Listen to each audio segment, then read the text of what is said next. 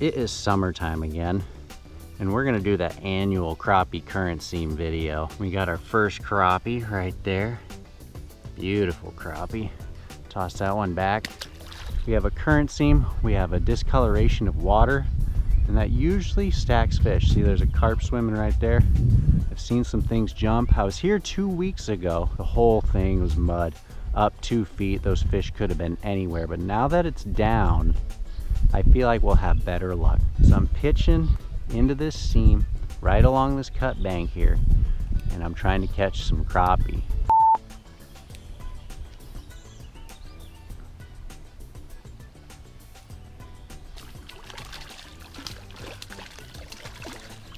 Another decent white right there. Another one. And this fish was on the riverside. I was just fishing right there. This fish was right off this current seam, tucked up in this cut bank off the current seam by these roots and stuff. Very hugged up against cover like a bass. And in the mornings you can really crush them when you have that low light coming off of darkness, but during the middle of the day, if they're even there, they're gonna be really tight against this stuff more often than not. So that fish was buried deep. That's only my second bite I've had, but another decent one tucked up there. For those of you who watch the channel a lot, you know I fish this 1 1/4 inch bobbied Garland religiously with a 1/32 ounce jig head. It does not matter the size of the crappie, that is the lure I use.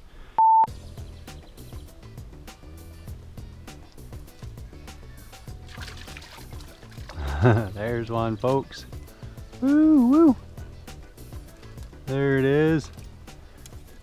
That is some middle of the day crappie fishing right there. Just vertical jigging off the bank. I'm not even swimming it. I'm just dropping it to bottom, looking for my line to go slack, and then I'm just picking it off bottom. Not bad. Cool way to catch them, folks. Very cool. So what I'm doing is I just got this little gap here.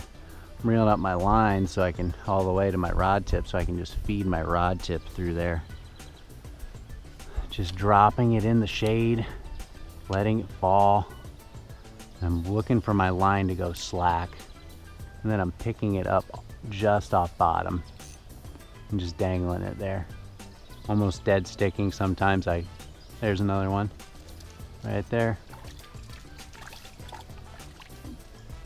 That's how effective it can be, folks, but you just gotta get in that cover. But when you got low light, those crappie will be spread all throughout here. They could be anywhere, especially on the current seam, early mornings, but middle of the day, you really gotta adhere to that cover and that shade.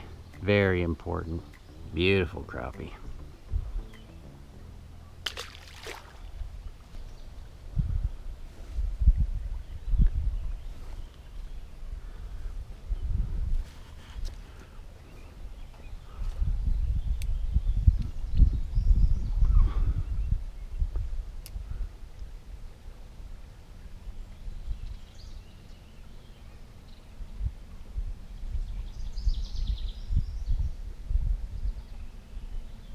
There's one. Ooh, that's a good one. Definitely feels like a good one on that 2 pound, folks. That 2 pound line is so fun. That one was a little bit further off, but we're still getting them to bite. Just felt my rod tip have a little bit of pressure on it. They don't even smash it. There's like nothing. It's just a little bit of pressure on your rod tip.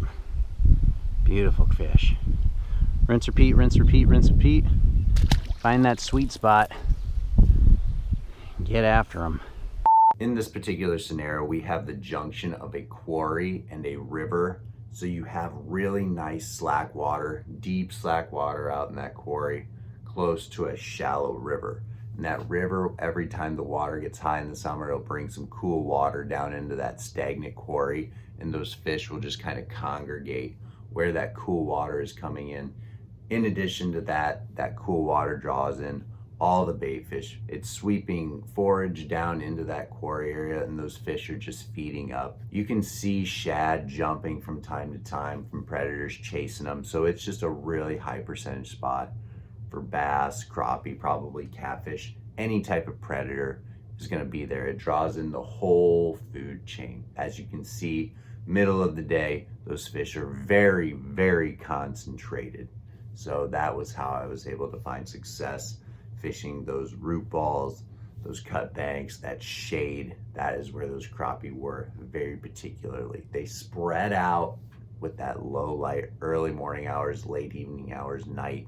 They'll spread out, but that middle of the day bright sunshine will very much concentrate those fish. This is a very particular scenario, but what you can do is you can take what you can see here and apply it to an area that is similar to you, or you can take this to a scenario where you're fishing for river crappie, because you are going to have current seams in the river. Bigger, larger rivers, even smaller rivers, if you can find a current seam with good cut bank or good bottom content, good bottom cover, spread out rocks, logs, stuff that is just a combination of those things, you will likely find crappie as well as other kinds of fish that you like to target. So that's all I got for you guys. I'm sorry the videos haven't been as regular, but I have a lot of responsibilities, lots of irons in the fire, and I'm just trying to keep up. So videos are probably not going to be as frequent. That's very apparent already, but they will keep coming from time to time. So thank you so much for your continued support. I appreciate it, and I'm going to keep doing videos as long as I can because it brings me a lot of joy. Take care, guys. Have a good one. Bye.